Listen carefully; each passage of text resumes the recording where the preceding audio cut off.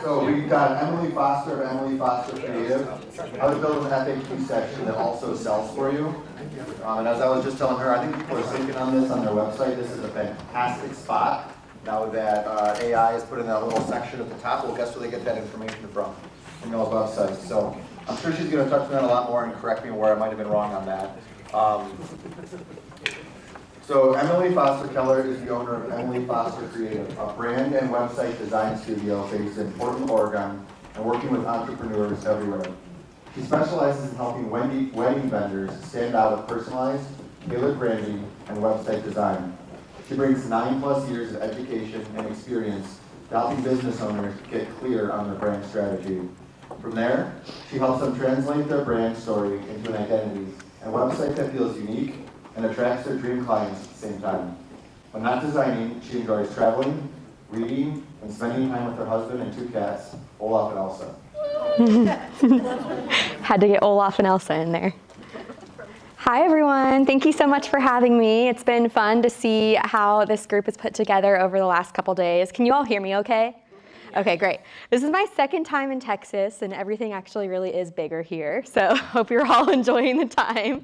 I'm excited to get started, and today we're going to talk about a really specific topic, but I also want you to keep in mind that it's also something that you can use as sort of a seed and plant it as the start for other aspects of your marketing. So not necessarily a general topic because, yeah, we're talking about your FAQ section, but we're also talking about how it can actually help you to convert and sell to your clients and talking about some psychology that goes into that thought process. So they are the base of your future marketing, and I want you to think about how you can actually repurpose the content that we put together today. You'll also have a guide at the end, and then we'll be doing a roundtable later today so we can talk through some action items on your website. And I'm always about, with all of my clients, taking action right away with the things you learn, but then also thinking about the bigger picture and the strategy of why we're doing things so that you're not just finding yourself updating your Google business profile, running some ads, making some tweaks on your website, and then finding out that you're not actually getting any more sales or profit from all of that effort. So I also want you to keep in mind, though, along with the FAQs, you have to have some things established for the content here today to actually work for you. And I think a lot of you do because you're really established in your industry and you have established brands, you've worked with professionals, you have good websites. But if you don't have these things, I want you to think about the fact that you need to have an established brand that stands out from your competitors. It needs to be professionally designed. You need to have a website that captivates the attention of your clients and can actually convert. We're going to be talking about how you can make it convert better. And you need to be getting traffic to your website. So we can talk about SEO near the end of this. If you have questions at the end, I'm happy to answer any questions you have about branding, websites, SEO. But if you're not getting traffic to your website through marketing strategies like running ads, organic content, working on your SEO, then this isn't going to work for you because we're talking about how to convert that traffic that you're getting to your website already. So after you've spent all of that money, because we know it's a fortune, right, to invest in your brand and website and all of your marketing, now what? What do you do when people are landing on the website? And I know we talked a little bit yesterday. I think someone asked a question about like they were spending a lot of money and they're not seeing things working. And Tracy was talking about like we can send so many people to your website and still not have conversions. It's kind of like the concept of like you can bring a horse to water, but you can't make them drink it. So this is the now what. It's time to convert and close the sale. And I want to challenge you to think about your website as a sales tool that sells for you before people actually reach out, because people have already made a decision if they're going to work with you when they actually reach out to call you. And really, it's just about closing the deal and making sure that they like your personality, that they have the final details about your services, or like we talked yesterday, it comes down to pricing sometimes at the very end of that experience. But after they visited your website and they reach out via your contact form or give you a call, they've already made the decision if they want to work with you most of the time. So before we really get into the meat and potatoes, I have a confession. I love the wedding industry. I've worked in the wedding industry for 4+ years. I worked in event marketing before I ran my own business, and then my business will be 4 years old in about a month. And then we invested a good amount of money for our area in our wedding and did all the things and all like the fun centerpieces, investing in flowers, photo, video, planning a honeymoon. Our flower girl went a little bit hard on the dance floor. You can see that we had a themed dress that tied into everything. And compared to our friends in our circle, we actually really did a lot. The Pacific Northwest is kind of about elopements a lot, so we went above and beyond for all of that. And I'm really passionate about this industry. I work with everyone from wedding planners to wedding venues, seamstresses. I haven't worked with a dry cleaner yet, but I would love to, and I have resources for you at the end if you're interested in learning more. But despite all of that, I might be your worst client, or I might be your most ideal client, because it's been almost 3 years since I got married and I haven't cleaned my dress or preserved it. And I know that's like very cringe. Like, I was doing more research when I was putting together this presentation and learning about invisible stains. And it's kind of like the aspect when you already know you have a cavity, but it's too late to do something. So you're just gonna have to go through the pain of your mistake. So it's a regret of mine. But when it came down to it, I want you to think about some reasons why I didn't clean my dress or preserve it. It's because I had all of this to work on. And this gave me anxiety when I was putting together this slide because I forgot how stressful wedding planning was. It's kind of like a little bit of PTSD, like taking you back to that moment. If you've ever planned a wedding or helped a loved one plan a wedding, you know this isn't even like a quarter of their to-do list when they're working on it. And I also wanted to include near the bottom this concept that the wedding industry itself doesn't really talk about. You get really busy and overwhelmed planning your wedding with your partner and your wedding planner and whatnot. But then there's like all of these like extra things that you have to do near the end. And I think that's like the most stressful part.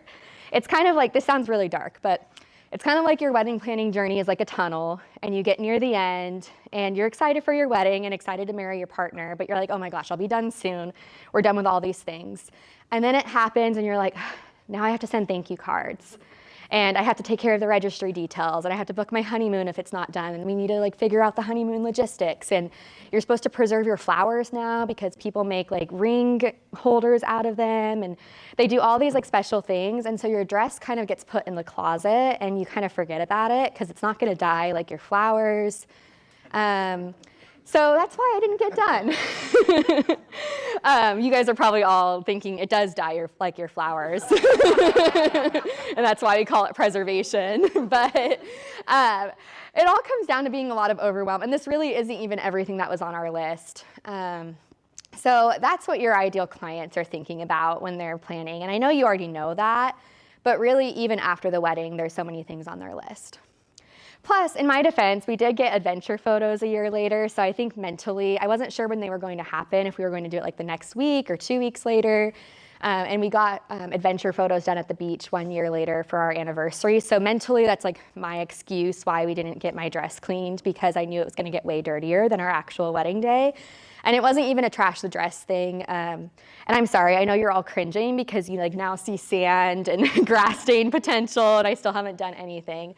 But I really want you to get in the mind of your ideal client here and think about the fact that they are just as busy, and preserving and cleaning their dress is important to them, because I really want you to understand that it's not that I didn't see the value. Where are those pictures at? That's beautiful. Oh, thank you. This is Ecola State Park. It's in Oregon. It's like 2 hours away from where we live. And then we went to walk down to the beach. You're not supposed to stand on this cliffside, fun fact. Like, they roped it off and we walked around it. But our photographer was okay with it as long as we didn't publicly post it and tag her. It's okay in a presentation like this. Yeah, we survived. I'm here. This was 2 years ago almost. That was really fun though. And it was like 90 degrees that day, it's usually like up to like 70 degrees there. It was hotter than our wedding day, and my dress got dirtier than our wedding day there, but I really want to stress, though, that I do see the value of your services, and I don't know if this is more than all of you charge, but I would even be willing to spend up to like $1,000 to get my dress preserved and cleaned.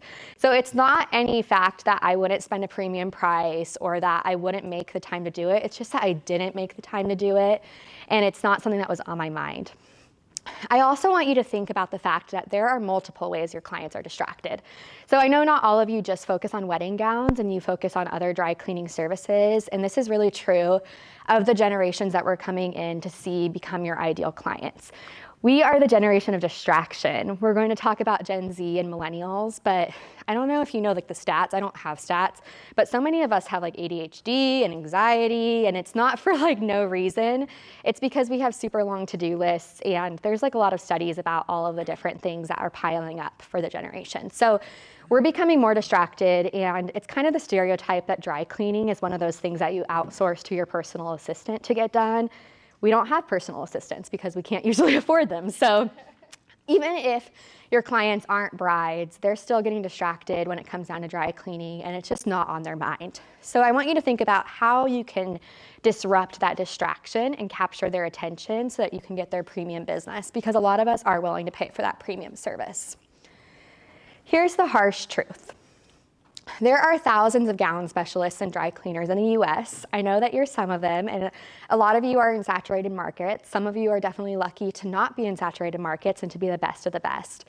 But even considering that, a lot of people just don't know what your services are about, and they don't pay attention because they don't really think that they need to know. Dry cleaning is something that a lot of us aren't thinking about until the moment that you need to get something done, like a sports uniform or your wedding dress or a professional suit. It's not something that a lot of us spent the time around, and if anything, maybe some of us were lucky enough to have parents take care of it. But amongst the saturated market, there's just a lot of us that aren't paying attention, period. And it's not really our job to. So this is the mess of what your potential clients see, just kind of scatterbrained, overwhelmed, and to-do lists.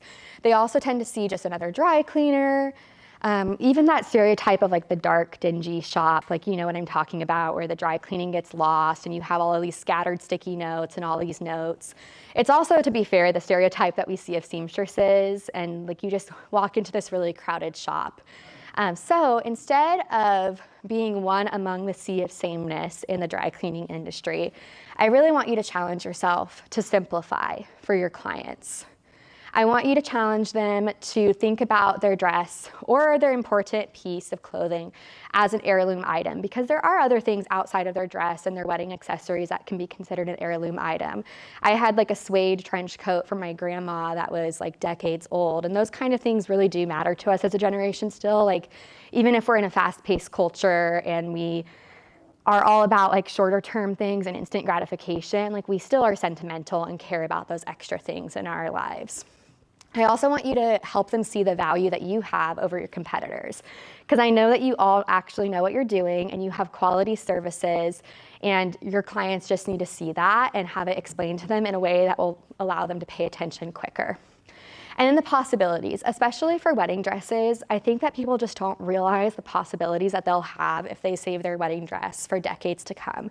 And it's not just about that stereotype of like handing down your dress to the next generation. It's about being able to turn that into something else, maybe sell it as like a really vintage piece eventually when it will be worth more than like, you know, a 2007 dress or something like that, when those aren't really worth a lot right now.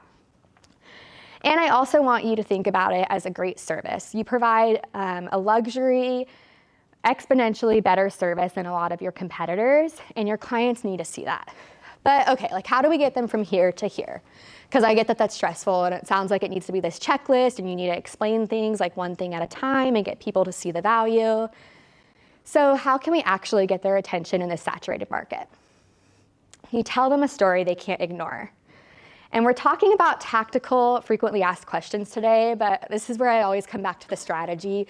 A lot of my business is developing brand strategy for service-based businesses, and it's because you can't do anything without the storytelling and strategy first. There's a really cool book that you can check out if you're interested in bettering your marketing. It's called Building a Story Brand by Donald Miller. And it talks about this concept that we as humans pay more attention to storytelling. It's the reason that we're obsessed with things like Harry Potter, Star Wars, Lord of the Rings. Like, we are more willing to pay attention when someone can give us a hero that we want to like. Yeah, go ahead. Sorry, who did you say the author is? Donald Miller. Okay, thank you. Yeah. We're more likely to pay attention when there's a hero that we can follow. Yeah. What's the title? Building a Story Brand. It's a good one to check out because it talks about the storytelling aspect and then how to trickle it down to your marketing. But we like to pay attention to that hero and follow them through their journey. And then there's always a guide in a story. So if you think about like Harry Potter, there's Harry Potter and then he meets Hagrid and he's a sad orphan boy who has like no happiness in life. And then Hagrid helps him to become a wizard. He already is a wizard, but he helps him to get into this world and then win the day. And in this story, your client is the hero. It's not actually about you. I feel like I keep saying things that are kind of mean, like no one's paying attention and it's not about your business. But the truth is it's really not about you and your marketing or what you have to offer. It's what you can do for your clients and the story you can tell them. So they're the hero and you're the guide that's helping them to get that win in their business. And this is the kind of story that people will pay attention to.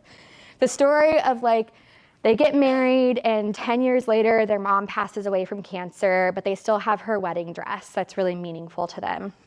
Or they have these photos that are really special and there's nothing else in that photo that they got to save except for their wedding dress. So stopping their distracted brain and giving them something to pay attention to will allow you to stand out from your competitors. And then remind them that they can someday tell their own story if you can give your premium services to them. So this is my mom zipping up my wedding dress. And if I would have thought about this and had someone kind of nudging me, like if I would have seen a paid ad or a Facebook post or something to remind me how important this was, then I would have ran to the dress cleaners and gotten my dress preserved. But I just wasn't paying attention because I was so distracted. I would have paid, again, like up to $1,000 there in the moment. It's not that I didn't have the money at that time, but no one was grabbing my attention and telling me just how important this was and like kind of scaring me a little bit into making the decision. So I want you to tell your clients that aside from pictures and video, their gown is going to be the only thing that they have left. We have like those trends of like saving your flowers, but I spent a really premium price for my area on photos and video, and a lot of my generation is doing this. Like they're eloping, they're not investing as much in venues and florals, and that's not like a surface level stat. People are definitely still investing in those services too. But even when they're eloping, they're still spending like $6,000 to $10,000+ on their photo and video. So this is something that's really important to them. And preserving their dress is going to be really important to them too, because again, we're sentimental and we care about those memories being preserved for when we want them. I think we also have like FOMO, and there's the aspect that if we don't have that thing later, we're going to miss out on the opportunity of having it, which is what I feel now because there's probably like invisible stains on my dress. And then obviously, hopefully they have their partner too, like hopefully they didn't get divorced. I know that you're supposed to have your partner and that's like an important part of getting married, but the photo, video, and dress are like way more important, right? Okay, but what do I know? I'm Emily officially. I know I got introduced. I run Emily Foster Creative, and we're almost 4 years old, and during that time have helped 60+ wedding businesses level up with brand strategy, branding, and marketing services. I've also worked with all kinds of other different businesses, from marketing agencies to copywriters to pet food brands, and it all comes down to that concept of getting your strategy down first. And then from there, we use a lot of tactics like sales-driven, frequently asked questions to help you better your marketing and capture the attention of your clients. I'm also your textbook zillennial, so I'm right at that age where I love TikTok. I don't quite do TikTok dances, but I will never wear bell-bottom jeans. Like, I'm the generation of skinny jeans, and it's kind of like a thing, like millennials just can't go there. I'm never gonna put a middle part in my hair. Like, there's just certain things that I won't do. So the trends of Gen Z are, I understand them and I'm around them enough, but I'm like kind of too old for them. And then some of the like hardships that millennials have had are not quite where I'm at. So I'm that zillennial generation where, depending on the textbook, I'm Gen Z, and then other textbooks tell me that I'm a millennial. So I think I'm actually perfect to speak to this because I want you to keep in mind that despite you being busy, your clients, even if you don't think they're your clients right now, are really Gen Z. Gen Z is 13 to 28 years old right now, and they have the money. They have disposable income if they're teenagers. Obviously, they're not getting married yet. But when we talk about your marketing, you're really future-proofing your business. So if you think in 5 to 10 years, Gen Z, if not some millennials, are going to be your primary customers. And those are the people that you should be researching and understanding now so that you can have their attention in those 5 to 10 years. Because whatever you take away from this presentation today, you're not necessarily going to see the results from it in a month or 6 months or even a year, but you're going to start developing strategies that matter to attract that audience in 5 to 10 years. And I totally get it. I'm an entrepreneur too. I get really busy in my business, and I know that at the end of the day, we have branding and marketing and SEO and invoicing and client systems and back-end work. And then after all of that, we're also supposed to somehow get work done for our clients and make money that way, because the thing that we're actually charging for is what we're supposed to be doing in our business. But I want you to think about, if you get distracted by all of that, and I know it's really easy to do when you have a physical business like yours. I feel like I'm kind of fortunate because I get to sit at a desk at home, and the distractions can be sort of less, except for Olaf and Elsa. They're always distracting me. But with you guys, you have a lot going on in person, and I get that that's distracting. But what happens if you stop capturing the attention of the next generation? Like truly, what happens if your go-to customers who are boomers and Gen Xers eventually leave and you no longer have that business, but you haven't spoken to millennials and Gen Z? So that's what's really important today. And to have their attention, your clients have to like, know, and trust you. If you've gone to any marketing webinar or any presentation, I know that you've heard this concept. If you haven't, like, know, trust is this kind of psychological take on how you can capture the attention of your clients. So first, they have to like you. And Tracy spoke about some of this yesterday, which is really important. And you get them to like you by having something catchy to capture their attention. It could be a paid ad, it could be an Instagram post, it could be a business card or a billboard, it could be having great reviews, capturing like them with word of mouth or referral. And then they have to know you. And the know part is really the branding part. So after you've gotten their attention, they need to start to recognize you, because that is still true, where they have to see something about 7 times before they actually convert into a paying client, especially in the luxury industry. So knowing you looks like having a consistent brand, some of those things that Tracy was talking about yesterday, like a color palette, typography treatment, a logo suite that you can use in different formats. It looks like you showing up time and time again and being consistent and being known for your quality service. And then after that, they need to start to develop trust. And trust are those things that are also infused to the like portion of this. They're reviews, they're your frequently asked questions, they're the connection that you're making with them on your website so that they feel confident enough to reach out to call you or submit a contact form. And I really think that in your industry, when people are handing over really expensive items, whether it's a wedding gown or a premium suit or a ballet leotard or tutu, they need to have this trust aspect. They need to see you as a friend and someone that they can trust to get things done right, and that they don't have to question your process or your pricing or any other aspect that might feel like a loose end that they don't completely understand. So here are some ways to build trust with your clients.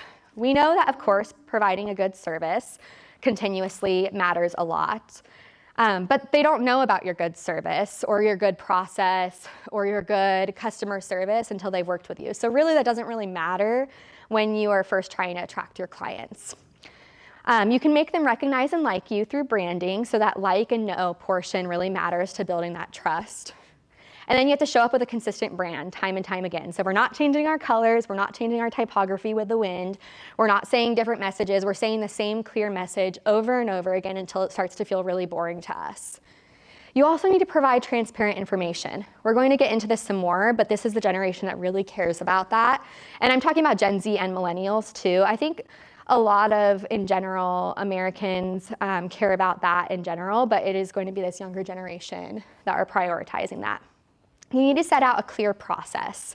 You need to make it really clear what the next action is that you want them to take and what that process looks like. And I'm not talking like an 86-step process of how you clean and dry things and like what everything looks like, but I'm talking about simplifying it so that they understand their portion of it. Like, when do they drop off their dress? How long does it take? What kind of chemicals do you use? It doesn't need to be like the whole textbook definition of your services, but it does need to give them enough insight so that there's that transparency and that trust building.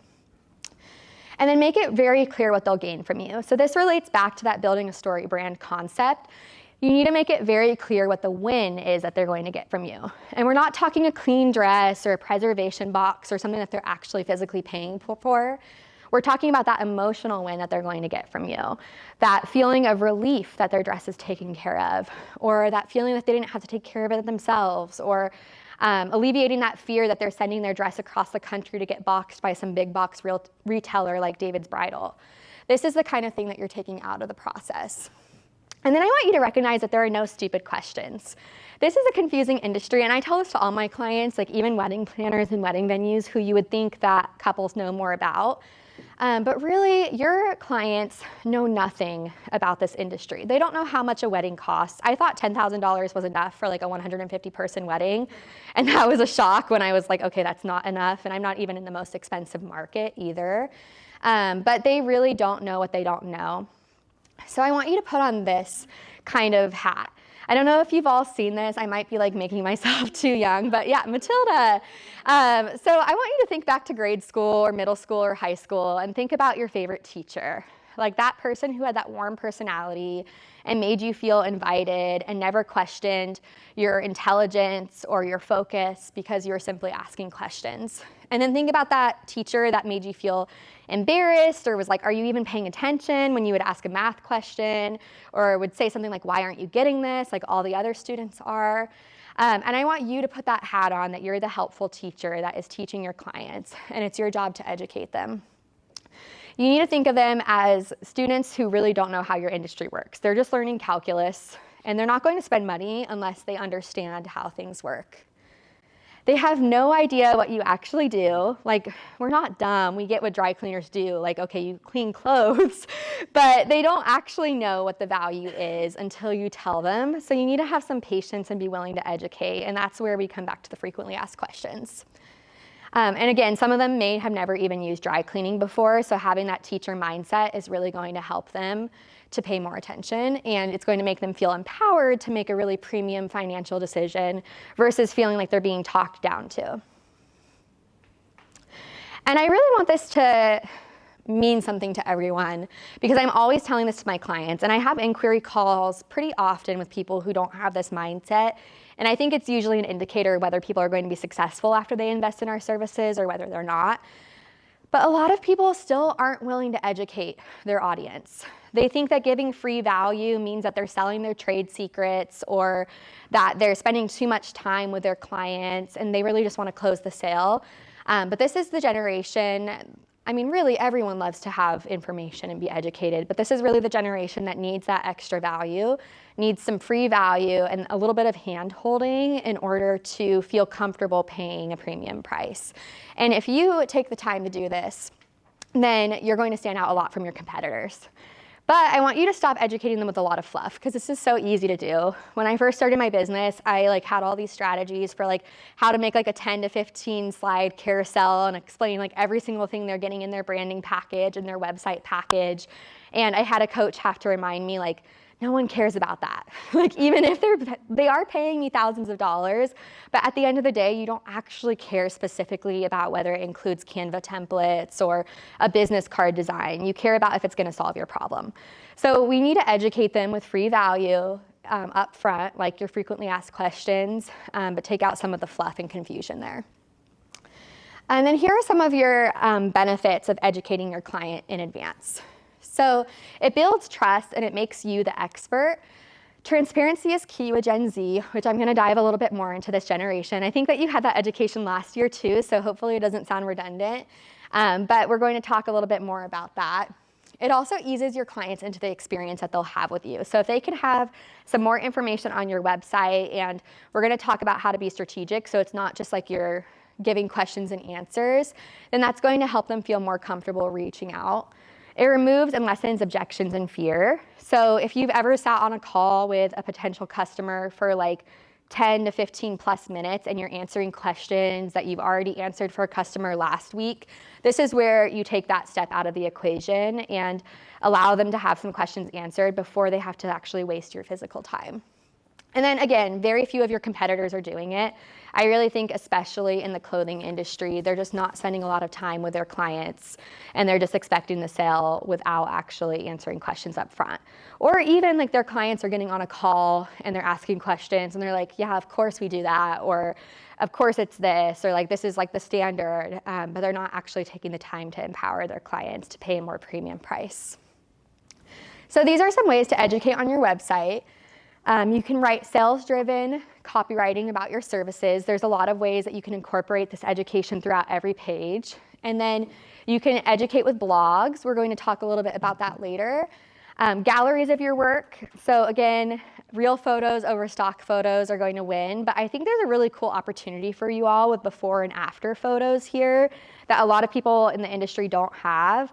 I think that a lot of us are still into the kind of OxyClean concept of seeing something really dirty and then seeing it clean later. So if you can find unique ways to showcase this, be it on your website, but then also repurposing it for social media and other marketing aspects, then that's going to make you stand out a lot. And then your FAQ section. We're actually getting to what this presentation is titled about, but I needed you to have some background for that. So what is an FAQ section? Frequently asked questions. You've probably seen it on all kinds of different websites. But I like to think about it as more than just a simple section. I like to think about it as a sales tool that can help you to answer questions for future inquiries before they even reach out. Again, so you're not wasting a lot of time on a sales call. Even if your sales calls are a little bit shorter, I know it's not always like you're hopping on Zoom for like 20 to 30 minutes, but you're resolving those worries immediately. You're also providing much needed information in a longer text format. If you put this on your homepage, like right on the hero section, the top section, people aren't going to pay attention because that gets really wordy. So your frequently asked questions page is a place that gives you more freedom to elaborate a little bit more on your processes. It also helps educate your visitors about your industry and niche. So even those questions that you think might kind of be a basic question, this is where it can show up, where you can answer questions like, what is wedding gown preservation? Like, how do you dry clean my wedding dress? Things like that. It helps you stand out from competitors. I think I've already kind of addressed that a lot. And then it helps you to sell in an informative and unique way. So sometimes selling really is just serving your clients, and it's not about being the best or having the best sales tactic. Sometimes it's simply about educating them and answering questions. And I think they're really underestimated on your website. I have to talk some of my clients into putting an FAQ section on their website because they're like, oh, does anyone even read them? Yes, Gen Z and millennials read them. They read your 55 reviews on your Google business profile. They read Reddit threads. They pay attention to these longer form content pieces. They're also still reading blogs, long captions on Instagram. They are still watching YouTube videos. Like, even though we are in the society of short form content, they're reading these more extensive things. So I always try to push my clients to have at least a few frequently asked questions on their website in a couple locations. Let's talk about Gen Z. It's that picky, mystical audience, that entitled group of people that loves to do TikTok dances, but they hold the Cash App to spending money with you and paying a premium price. And we already talked about they're going to be the future of your business in 5, 10, 15 years. Those 13-year-olds are going to get married in 15 years, and they're going to be your ideal client. The 28-year-olds might already be your ideal client. So it's time to start paying attention to them and speaking to them. They're people like me. So they conduct a lot of online research. They're reading forums, they're searching hashtags on Instagram, they're using TikTok as a search engine. Like, TikTok is kind of like our therapist, our best friend, our recipe idea, our workout plan creator. They place a high value on diversity, inclusion, and sustainability. So they care about values, like, we won't get like that political, but no matter where their beliefs are, they still have some kind of emphasis on this. I hear it across the board with all of my family and friends. Like, they care about the businesses they work with, and they're reading reviews to make sure that you hold up to the same values that they have. They're also tired of non-transparency. I think it's evident in everything. They care about what's in their food, they care about what politicians are doing, they care about what big corporations are doing with their money. They want to know everything about your business and what things look like. And then they also value instant gratification. So we're going to talk about some things that we're spending our money on, but they will pay a premium price to have anything be easier for them. And we are pretty impatient, so we'll pay like extra fees that maybe previous generations won't pay just to have something done a little bit quicker or easier. And they're willing to spend money. So even amid a kind of era of high financial anxiety, I mean this in a few ways. So obviously the economy is more expensive than it used to be right now, but we're also part of a generation where we don't have a lot of disposable income. But the disposable income that we do pay or that we have in our wallets, we're willing to put toward more premium services to ensure that we're getting a quality service. I also want you to think about this. I thought it was kind of fun to list out the things that I've never spent money on and the things that I would pay a premium price on. And this holds true for a lot of our generation. But you all, I've never bought a DVD player. And I had VHS tapes when I was younger. I've also never paid for cable or satellite TV. Like that's never come out of my checking account ever. I was the generation that we did order DVDs from Netflix, so there was kind of that in between. And again, I had VHS tapes when I was younger. A lot of us have barely paid for CDs or records. I have a lot of records and CDs, but that's kind of more of like a hipster thing. It's not because we actually need it. I did used to buy cheap makeup, but once we get to the adult era, a lot of us aren't necessarily wasting our money on fast fashion and cheap makeup, unless it's out of necessity. We still are ordering things on Amazon and things like that, but usually it's because of budget or instant gratification. It's not because we don't value that high quality. What we are spending money on are good groceries. So I don't think a lot of us were worried about the grocery prices. This last year, of course it's expensive, but we will pay a premium price for the things we want.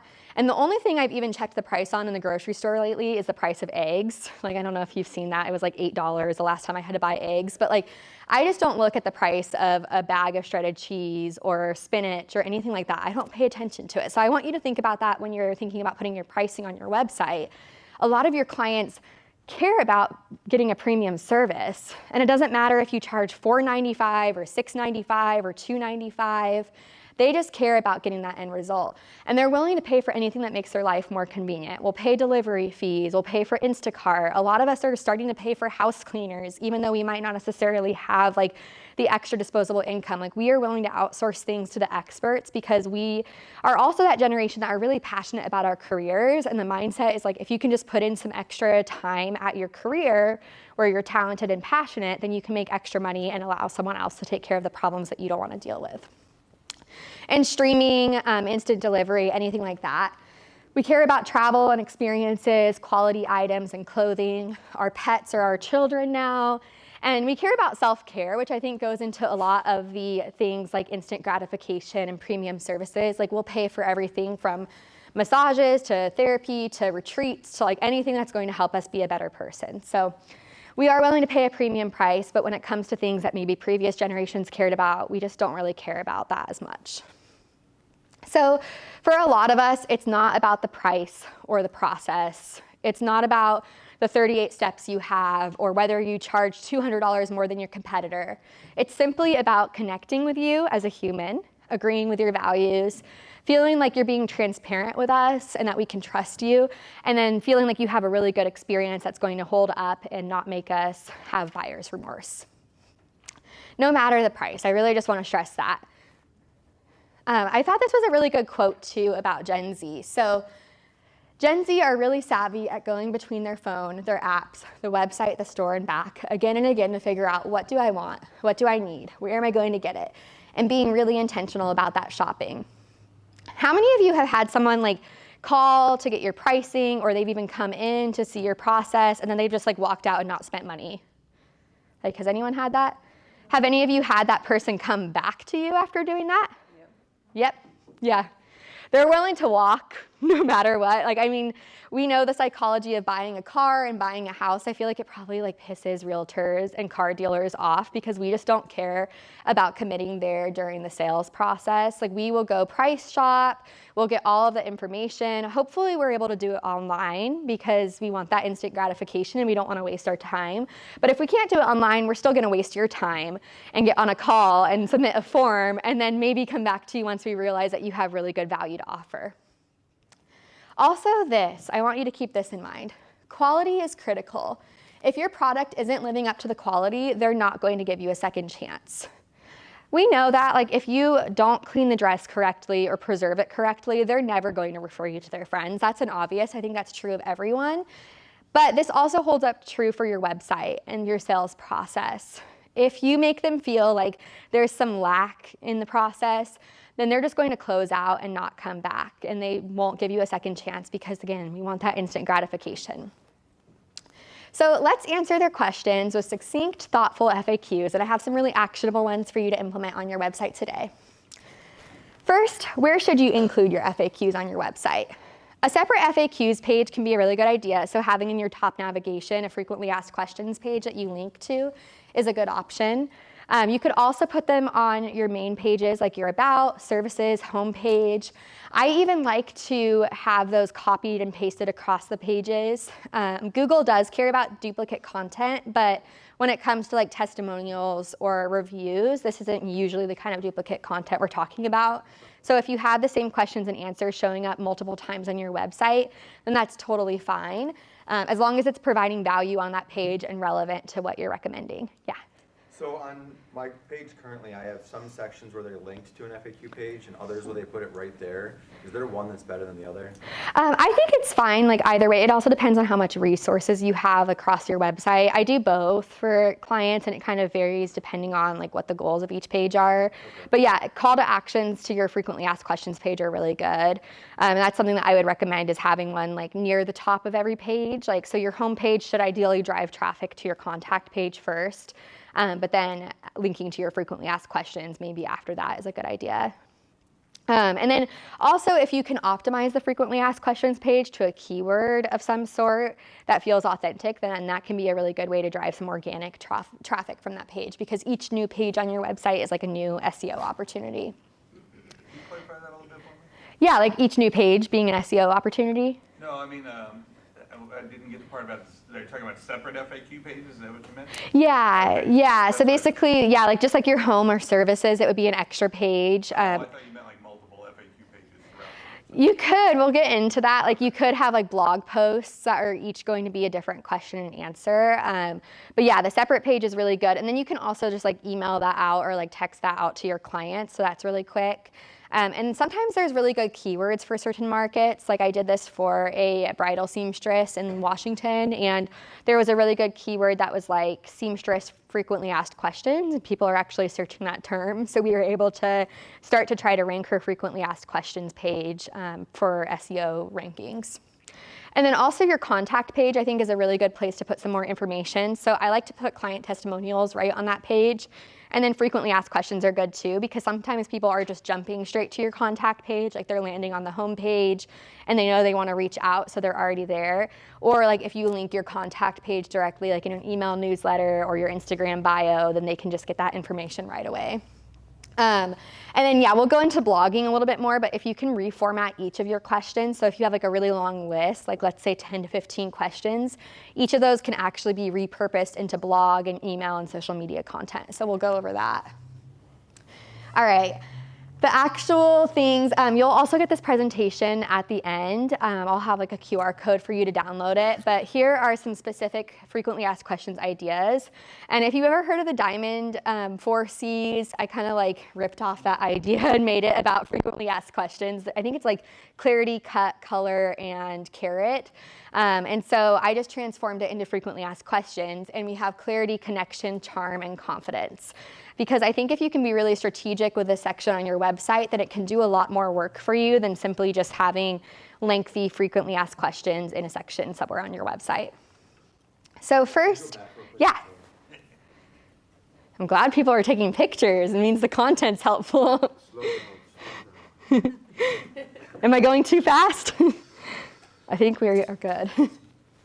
Yeah, go ahead. You didn't mention the chat. Do you like that? I don't. I get annoyed with it because like I know it's not a real person on the back end. I honestly don't know the stats though, because I have clients asking me that a lot, and my answer for my clients usually is like, unless you're available 24/7 to have a personal response to the chat box on your website, like I say don't do it. Because the companies that really like see it being effective are like GoDaddy and like big CRM companies and things like that, where they have like an overseas customer service team managing it for them. But there might be stats, because I know that you heard that yesterday, of like it can be a really effective way. So the stats might show that our generation cares a little bit more about it, and it could be like very much like person to person. I think that a good option instead, like if you want to have the chat, is to like follow up with a lead magnet right away. So if they message, then they can instantly get like some kind of PDF download. So I think that could be a really good option. Yeah, so the first C of frequently asked questions is to provide clarity. So this is where we're removing any question about what you provide, any questions about your industry and your services. Like this is really where we're going to inform them. So pricing, we already covered that a lot, but this is the really good part of your frequently asked questions for you to share some transparent pricing. And so I think this is a good option if you are a little bit weary to share your pricing. You don't have to do it like on an actual packages or services page, but you can kind of hide it away in your frequently asked questions. And there are a couple different ways to do it that we'll get into, where you don't necessarily have to commit to one price or even like a starting at or a range. But again, Gen Z is more likely to purchase from companies that give them transparent pricing. So at least consider this in your frequently asked questions, because it really can make a difference. And if you have had people shopping around and coming back to you, that's further proof that it's not really about your pricing. I loved your comment yesterday about like people will pay like a premium price because sometimes a cheap price is really questionable to them. And I can tell you that that's like meant something for me multiple times. Like I'm looking for a new CPA and I got like a $600 quote for S Corp returns, and that was like way too low. I'm more willing to pay like $2,000 to $2,500. I also got a $10,000 return estimate. So I'm not necessarily going to pay that because it's not necessarily something I'm looking for. But like medical industry, dentists, like any kind of service provider, really, I'm not gonna go with the cheapest option. So my pricing page on my website for all my services is one of the most trafficked pages. And I'm struggling with the balance of just give them the price list versus show them the value of why we are literally the most expensive out of 300 in the market. Yeah. What are your thoughts on that? I think show them the value first and then get the conversion on your website and then follow up with a price list. I don't think you have to necessarily complicate it with because I know in your industry, and this is the same with my seamstress clients too, like there's a lot of prices. So like if you're sending them like 10 to 15 different options in a list, I think that format works better in like a follow-up. Yeah, but yeah, I think like a good estimate of like just understanding like is it a 3-figure or like a 4-figure investment can really make a difference for people. So I'm even talking like with regular shirts and pants and everything on that page. So how much like text should I give to say like, you know, that we are all the things that we are? Like how much is too much and how much is not enough? I think that like for SEO purposes, I think it's like 500 to 1,000 words per page, like is typically what's going to be good. And it's not like SEO cares about you, Google cares about you providing more value on your website than anything. So even that's not a hard and fast rule. But I think as long as it's readable and skimmable and it's explaining like the win that they're going to get from you, then that's long enough. And then if you could have whatever makes you feel confident in your pricing, whether it's a starting at or a range or like an average investment, then that will be good enough to start.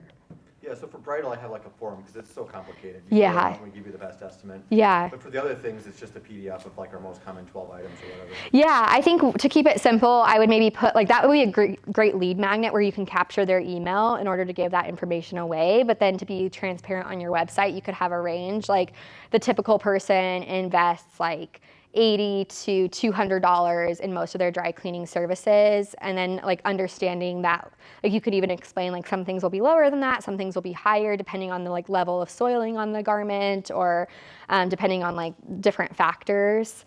And then you could have them download, like you could have a call to action there, like download our full price list here, and then they have to enter their email to get it. So that could be a good way to like build your email list and also keep things simpler on your website. Okay. Yeah, does that help? Thank you. Okay, great. Yeah, you're welcome. Okay. So when you're providing clarity in your frequently asked questions, some things that this does for you is it removes other gray areas about working with you. So it helps them to feel more like they have all of the information before they're able to reach out. It also makes it hyper clear what you have to offer. So it specifies anything about your industry and process that they might not already know, because this is really the education part of the questions. And it also should be super clear. So you don't have to have like an 83-step process again, but being clear about like what does your turnaround time look like and what does this look like, just so people don't have to follow up to your frequently asked questions with more questions over email. Really, one of the biggest goals of this is to save you a lot of time so that you don't have to keep answering the same thing over and over again over email or phone call. So some pro tips for this are to focus on questions about the process of what you do. So explain what it looks like, whether it's like a regular kind of everyday garment or a wedding gown or a sports uniform, like explain what that looks like and what the process is like to get them the end result. Be very clear, but not overly wordy. So you don't have to have like a 3-paragraph answer to every question, but if you can take some time editing, and you can use AI for this, like take the time to type something into ChatGPT, even give them like 3 paragraphs and say, take these 3 paragraphs and condense it to 1 paragraph so that it can be a little bit more succinct on your FAQ section. And again, assume that your clients know nothing. So even if it feels like basic information that you know or that your like loved ones know, it's probably just because they're associated with you. So this is a good place to get more clear and understand that you're explaining the basics. And then also remember, a lot of your competitors aren't doing this. So the more that you can kind of dumb it down in a succinct way, the more you'll stand out because your competitors aren't even taking the time. So these are some specific questions that you could consider having on the clarity kind of part of your frequently asked questions. So it's things like, when should I get my wedding gown cleaned? Why should I get my gown cleaned? What is wedding gown preservation? Do you do wedding gowns and formal dresses? What is your turnaround time? And then how often should I get my blank cleaned? So obviously their wedding gown is probably gonna only be like once or like a couple different times in their lifetime. But like how often should they get their suit cleaned, or different aspects that they're going to be taking in again and again? It can be helpful to know. And answer any specific questions that go along with this. So like, how soon after this kind of event should I get it cleaned? Like really, like I don't actually know the answer. Like after your wedding day, should you bring it in the next morning? That sounds stressful. That's probably ideal. But like, is it a deal breaker if you take 5 days? I'm guessing my 3-year timeline is like a little bit of a deal breaker. And yeah, like people are shaking their heads. So I actually didn't know that. I feel like it was like too late. Like I already felt like my dress was in the grave, but we'll see. Okay, next you want to connect with your clients. So this is where you show a little bit of humanity and show your personality and give them something to like. Gen Z is more likely to buy from brands that they know and trust. It's coming back to those values, so getting really clear on like your personality and how your values show up in your processes and your pricing. So connect with your clients. I want you to use your FAQs to share unpopular opinions or hot takes that you have about the industry. This is kind of also an opportunity to like, in a very subtle, professional way, diss your competitors a little bit and explain like, unlike our competitors, we use this process, or big box stores do this, but we do this differently. So this is a really good way for you to stand out, and like just for, you know, copyright and like legal issues, I wouldn't actually list anyone's names, but this is a good opportunity to talk about how you're different from the competitors in your industry. So some pro tips are to be thorough, thoughtful, and personal with the answers to these questions. I like to think of it as like if someone were to email you one of the questions that you're writing, instead of just like giving a base level answer, think about like you're writing a personalized email to that client, because we all have like our own voice via email. And if you could sound like more friendly or like more sarcastic or sassy or something like that, then that's going to help show your business's personality. And if they can get like a glimpse of that, which hopefully they're getting it through the rest of your website copywriting too, then they'll feel like they know you before they reach out. And then if that kind of personality shines through, through whether it's your receptionist answering the phone or you talking with them personally, then that's going to help them feel really connected to you and feel more confident handing over their garment. So some examples are, what happens if I don't preserve my wedding gown? Like, what's the risk there? What is unique about your process? So this is a good one where you can talk about like, well, we do this and it's different than this kind of competitor that we have. Can I view my gown before it's placed in the box? And what experience do you have? So talking a little bit more about your process here, like what happens after you clean the gown, like do you have like an appointment where they can view things and then you put it away in the box for them to like not see again? You could also mention details like if you do have boxes that have like windows or anything like that, like understand what that will look like for them. Like can they pull it out of the box again? Details like that. And then the experience that you have is a really good way to differentiate whether it's your education or past career or anything that is going to help make a difference in what you have over a competitor. Next, be charming. So this is where we have a little bit of charisma in the frequently asked questions. And remember, it's important for your clients to like you before they invest a premium amount of money. So it's bringing that personality in, like we talked about, but also getting creative and showing your personality and hopefully not being like this guy because he's kind of sucks. But I also was thinking he's like the only man I put in this presentation, I think. So bad example, but this should be paraphrased. And then you can also turn this into a longer form piece of content, like a welcome guide or a client brochure or a handout if you do like trade shows and bridal shows. So these kinds of questions can easily become long form content so you don't have to work as hard in your marketing. And this is where you get your potential clients excited to work with you because you're different. So some pro tips is that the charm is in your answers, not as much in the questions themselves.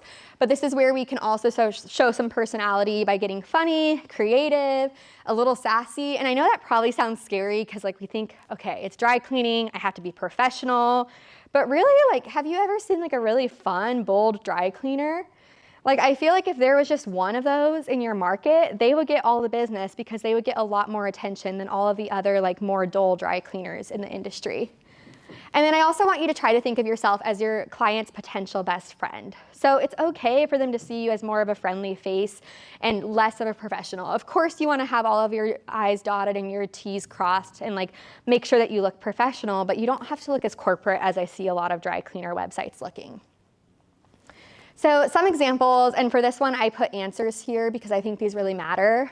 But what is unique about your team? And bringing in some custom wording, like, unlike your boring dry cleaners, we have fun here at my business name. We delight in waking up every day to work on wedding gowns. Our team, made up of 5 great cleaners, strives to handle each dress with the same care we'd use with our own. And you could even have a call to action at the end of this paragraph that's like, inquire with us here. Do you use environmentally safe cleaning practices? We've only got one planet and we care about keeping it as clean as the dresses we work on. We use blank and blank products to ensure that we're doing the most to help the environment. So this kind of shows personality by showing that you actually care about the same value they care about and having that connection and then giving them a realistic answer that follows up with the information that they're looking for. And lastly, you want to instill confidence. So buyer's remorse is really real at any price point.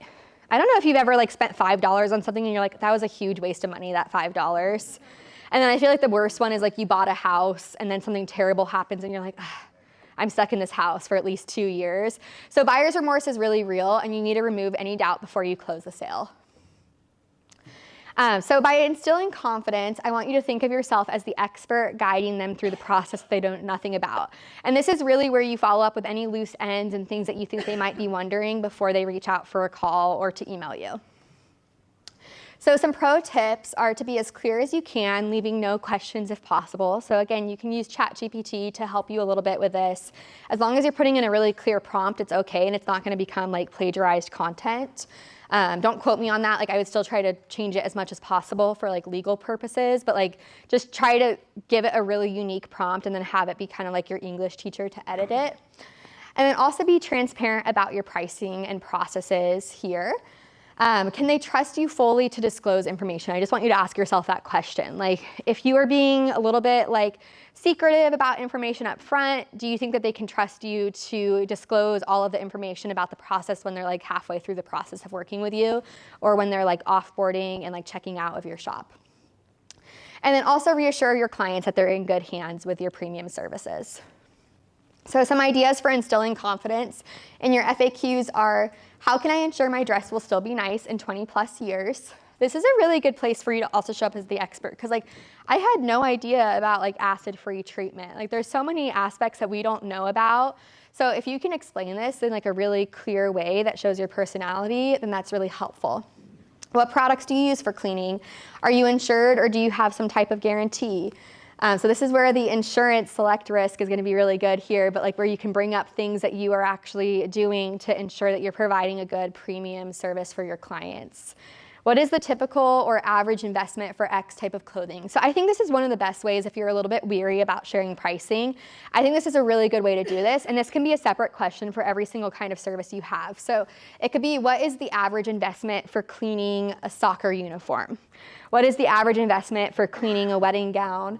And this is also where you can get a little bit specific and say, like, if it's this level of soil, like if you have grass stains and dirt stains and like sunscreen stains, then it is going to lean a little bit closer to this range. If you pretty much like had a ballroom wedding and there's not very many stains, then we typically see this investment from clients. And it's not a contractual obligation, and it's not like you're advertising. So this is okay for it to like be a little bit more loose. Like, people understand if it's like $20 more or like $50 less, they're going to understand. But if they can at least have an image of what things will cost, that's what's going to make a difference. And then what if I want to take my dress out of its box? I think this is a really interesting one. I grabbed it from the Association of Wedding Gowns website, and I think it's really interesting for people to explain, because I think it's fascinating to know, like, okay, if I take it out, then I also have to come back to a dry cleaner. And I didn't realize that some people would make that an extra expense and that some people cover it. So I think that's a really good place to talk about that extra service that you offer, especially if they can come back to your shop and take the gown out to look at it or rewear it and then have you clean it again and put it back in the box for like no extra charge. All right, some final best practices for laying out your FAQs. So include them on an active page. So I call active pages like any page that's going to be linked on the top navigation of your website. So your home page, your about, your services, your packages or pricing, those are good places for it. You can also use design hierarchy to make these easy to skim. So this is a photo booth client of mine, but you can see how the questions are larger than the answers, and we have them laid out in a way where they can easily just look at the questions and they don't have to read a bunch of text to get to the answer that they want. Also, consider including a call to action at the bottom of every question and answer.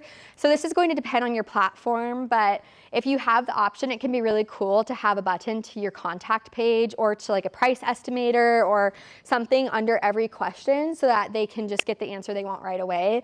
And pop-ups can be a really good option. So maybe you only show the list of questions and then they like display more and they get the full answer, especially for really lengthy questions. We just designed a website for a client who had like really long answers to questions because there was like a COVID policies one, and she's a wedding planner, and there was like one that was like, what days of the week do you work? And like, do you work holidays? Like, she had really in-depth answers. So we just did like a read more kind of section.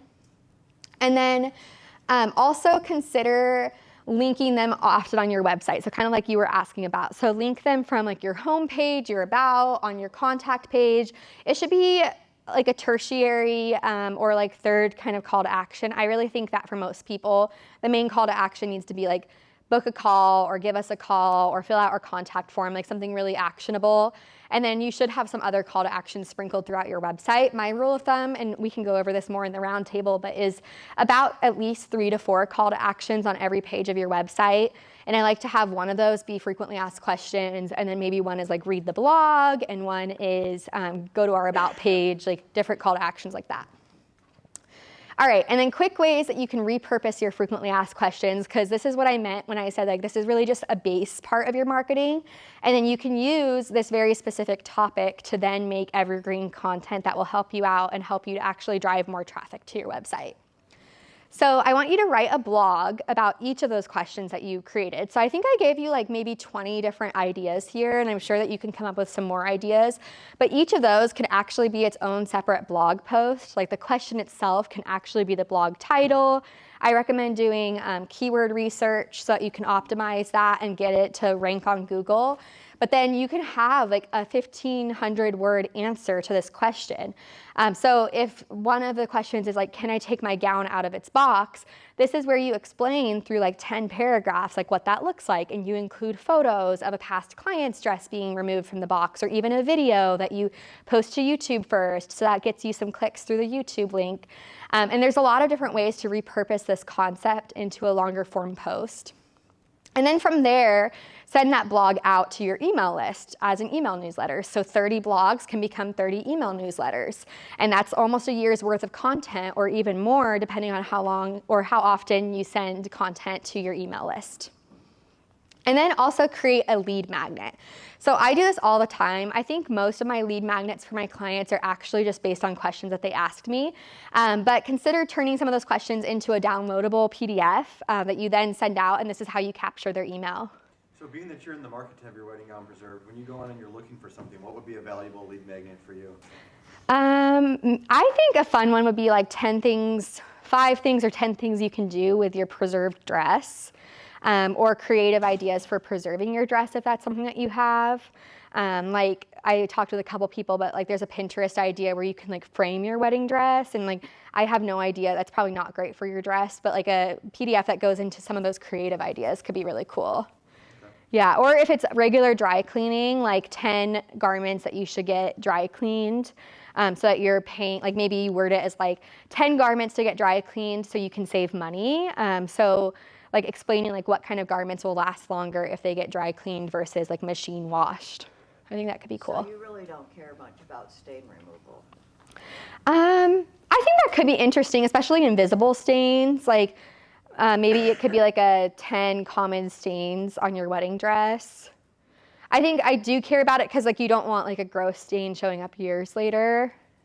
I just know that from my experience, like employees that I've hired, they were like, oh, I didn't know you could get out rust. I didn't know you could get out ink. I didn't know you could get out, Yeah. you know, and it's like, I just threw that stuff away. I didn't think you could do anything. No, that's really helpful, especially like if there's anything that you can give them, like, again, this is like where the free value shows up, like giving them some ideas for DIY stain removal and then things that have to be handled with a dry cleaner, I think could be a really interesting lead magnet. So having like an intro page of like, here's 5 things you don't need to fuss about because you can take it out with like baking soda or like something at your house. But then here are like 10 situations where you really do need to come to a dry cleaner, and did you know, like, yeah, like ink can be removed, and I think that could be really interesting. And before and after photos would be a really good option for that lead magnet. And then make each of those its own blog post. So like have an entire blog post about removing grass stains and then blood stains, like different things like that. All right, and here's an example. So this is a destination wedding planner client who did 10 questions you need answered before you start planning your destination wedding. So there's a lot of overwhelm in that specific section of the industry, and people don't know how to plan the travel aspect and the wedding aspect. So she has 10 questions that they have answered, and like one of them is related to picking your resort and like the process of that. So this could be a really good kind of lead magnet for you, is thinking about like 10 questions that they need answered before dry cleaning. All right, sorry to go over time, guys, but I wanted to leave you with something. So this QR code will add you to my list, and then you can download a guide that's more of a workbook style to help you write questions that are customized to you. It doesn't have like the actual list in there, but you will also get this presentation. And I just ask you not to judge me for the design of the presentation that you get, because when I exported this from PowerPoint, it like removed the custom fonts. So it's going to look a little bit wonky and like it wasn't designed by a professional designer. But you'll at least have the content that you can look back on later, and you'll have that guide that you can start working through. And then we'll have the roundtable later today that's going to kind of be a little bit more general content. It's a little bit less focused on your frequently asked questions. And we'll talk about some more action items that you can update on your website. All right, any questions? Yeah. Quick question. Blogs have really made like a comeback, I feel like, in the past 2 years. What would you say is a recommended frequency for blog posts? Because I know everyone has different opinions on it. Yeah, I honestly don't think that there's like, it's not like social media where you have to be active as anything. Like, some people recommend doing like once a week, even like twice a week, or Yeah. once a month. I think what's manageable for most of my clients, and most of my clients do have pretty small teams, like less than 3 people. So I think once or twice a month is good, but really value of the content is going to matter the most. Yeah, like, and I think also spying on like how your blogs are performing. I'm happy to do that in the roundtable if we have some time, but like using Google Analytics and Search Console to figure out what blogs are performing best. Because I still have one blog post that I wrote like a year and a half ago, and and it's like one of the top lead sources to my website, just below my homepage. But then I have another one that was the top lead source, and now it's like maybe like the 15th lead source because a couple people wrote fresh content about it, and they did like a better job writing it because they could add like updated information. So maybe even a goal is like one new blog post per month, and then one going and updating an old blog post and making it more valuable. Yeah, you're welcome. Anything else? Yeah. Can I take you all the way back to your distracted bride portion of Yeah. the presentation thing? I just had a thought that I wanted to ask back then, like, if maybe you knew, like you personally, that that gown was getting preserved, like, would that have taken something off your list if you would have known that during the wedding planning? Yeah, like that was important during the wedding planning. Well, no, just more of like you're talking about the bride's got 100 things to do at that time. Like at that moment, if you knew like, oh, that's getting taken care of by someone or something, would that have actually been a relief, or is that just would still have been too much kind of thing? I'm Yeah. thinking of like, do we start marketing to like parents or friends as gifts? Be like, this is what you need to give them a gift to chill them out, like right now. Like, would that be a relief, like during the? Yeah, I think so. Yeah. I'm gonna ask you personally if that would have been fun. Yeah, I think so. An example actually, and I didn't do it, but I thought about buying it, and I've seen people buy it for other people, but there's like a whole box that you can buy for changing your name, and you can gift it to people, and it takes care of like your social security card and license and things. Yeah, at one point I was gonna buy it for myself because that's also something, I did that like 2 years after I got married, so I only just changed my name like last summer. So there's a theme here, and I forgot to put that on the wedding planning slide. But yeah, I think gifting is great, or I think that there's a really good opportunity. We were talking about it a little bit yesterday, but I think giving wedding planners some kind of partnership and having like, if their clients can get like a 5 or 10% discount on your services, I think that would be huge. And I also don't think that people should sleep on photographers, because a lot of photographers have, and even videographers, Chris here lives here, so if anyone, I don't know if you do brand content. Yeah, okay, obviously you're here filming me, so, but he lives in Dallas, so if you have like a plant that you want like brand content of, like someone like bringing in a videographer can be a really good opportunity. But people who do wedding content often will do brand content. So I think that it's like, you're really shutting yourself off to potential business if you can form partnerships with those kinds of creators like photographers and videographers and give their clients some kind of affiliate code. Because it's not just about the brides, it's about these like lawyers and accountants and people who are paying premium prices already for, like people pay like $2,000 to $3,000 for brand photos. So it's not a big deal to pay a few $100s more for dry cleaning. And that could even be baked in. Like a lot of photographers are partnering with makeup artists. So when people book a brand shoot, they automatically get their makeup or hair done. So dry cleaning could easily be a part of that if you can get creative with who you're partnering in your market. Yeah. Any other questions? Great. Well, thank you so much for having me. I hope the guide's helpful.